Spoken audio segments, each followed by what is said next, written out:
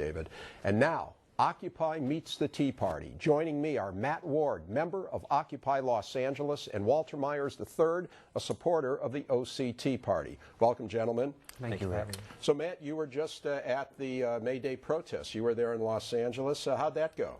It was a really lovely display of multiple communities coming together in what was really fundamentally a celebration. We need to remember that May Day is about a celebration of workers' rights and of the fact that workers taking on the first general strike in the United States on May 1st earned the 8-hour workday for the American people. You say it was wonderful, but a lot of people watching it see disruptions. There was a police officer, according to the reports, who was hit on the head with a skateboard. I mean, is that wonderful?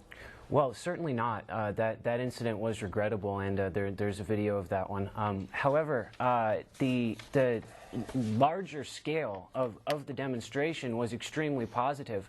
I believe that altercation with the police occurred during a process where the police were preventing two permitted marches from coming together to march together.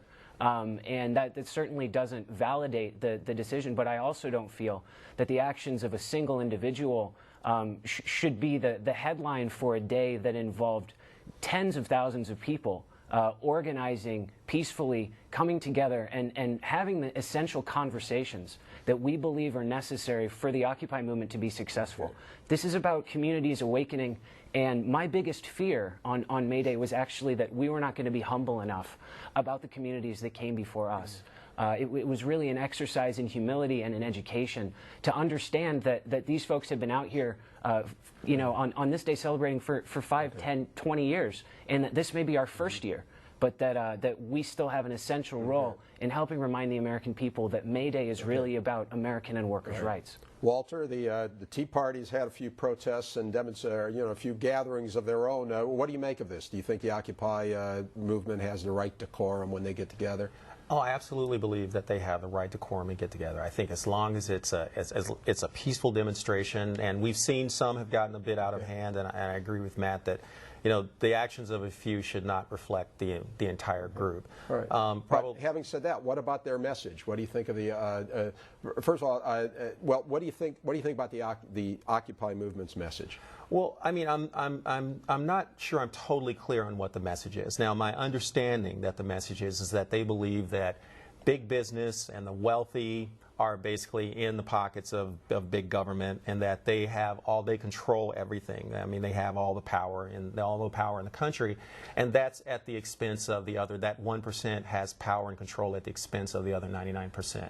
And do you agree with that? Does the Tea Party buy into that? No, the Tea Party doesn't buy into that. It buys into, well, our view of the Tea Party is that we think that the problem is with big government, in that you have these big concerns, these corporations that get in crony capitalism. We have a big problem with that. We think that when you grow government as big as it's become in our country, what you have is invariably you have people who have a lot of power, and the big corporations and the big money, they know that they can just go to Washington and lobby for whatever they want in terms of tax policy or whatever. And I assume on that point you would probably agree, right, that there's too much crony capitalism. Well, crony capitalism certainly is the problem. I believe that the Occupy movement would differ with the Tea Party in this area. Actually, before I go any further, I need to say very quickly, I speak only on behalf of myself. This appearance is not sanctioned by the General Assembly. I'm only speaking for myself. All right, fine. And Walter, are you here for yourself too? I'm speaking on my behalf, but just as someone who's attended Tea Party events and both understand what your groups are at. Well, let's get into a little more specific, because Matt, I'd like to ask you this idea of the 1% and the 99%. Should the rich pay more taxes than they pay right now? Well, yes. I think everybody knows that. I think that the fact that Stephen King, you know, is writing op-eds pleading to be taxed more, that you have people like I'm very slow to acknowledge individuals like Warren Buffett, who really, you know, the Buffett rule and things like this are really being heralded right now as like an Occupy initiative. It's pretty important to remember that Warren Buffett is an instrument in creation of Wall Street as well.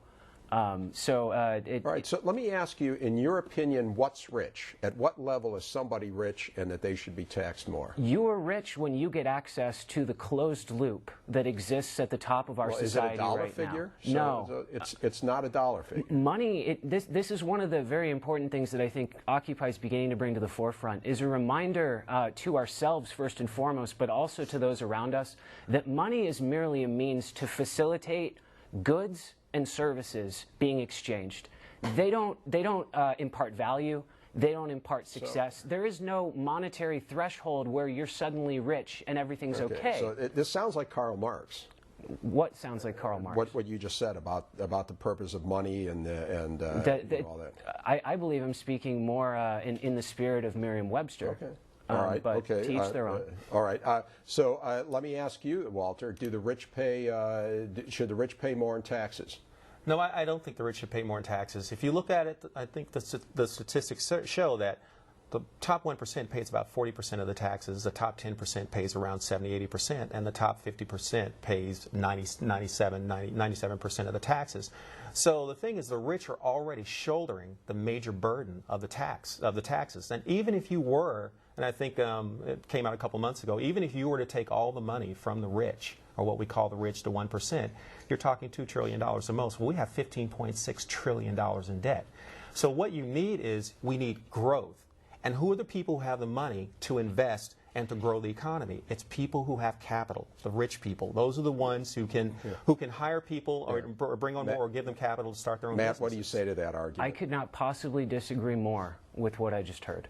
First off, when speaking of the taxes that the rich allegedly pay 40, 70, 97% of, apparently we've risen to now, I believe Walter's speaking of income taxes.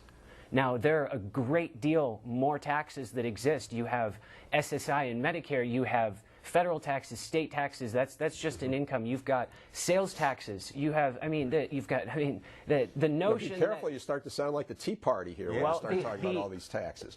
Well, yeah. Well, there are a lot of taxes because the current regime is constructed to extract as much money as possible from the rank and file, while sheltering those who have this closed loop.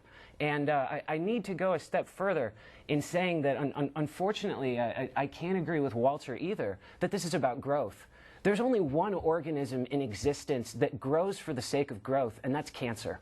Now, are we a cancer or are we a society? I believe that we're a society and that we're a nation that was founded on values of success, possibility, and prosperity, and the notion that the wealthy are those who have the capability to bring this growth for the sake of what, I'd ask you. What is the sake of this growth? Well, then are you saying that economic growth is not possible? I'm saying that the current economic system is built on debt and death. And that Walter mentioned that if you were to take all of the money from the rich, now again, we're not speaking of taking money from anybody. We're speaking of creating a tax system that does not allow for people with inherent privilege and immense monetary privilege to evade the laws that they are supposed to be following. Let me ask someone else. Walter, another thing I'd like to ask both of you, so I'll start with you, Walter.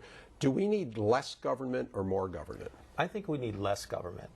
And the reason we need less government is because I believe that government should be as close to the point of need as possible. When our money goes to Sacramento, or our money goes to the federal government, I believe there's a lot of waste in the system. I think that a lot of money is extracted out of our pockets that needs to stay local. And so that's why I believe we pay too much in taxes. What we need is investment. What we need is growth. What we want, if you look at the capitalist system, since 1970, it has lifted 1 billion people out of poverty. And that's because we don't have, this is not like old agrarian societies where for someone to gain, they had to take, it was at someone else's expense. Our economy is services based, it's IP based. So as the economy, it grows and it shrinks, okay, and it contracts and it expands.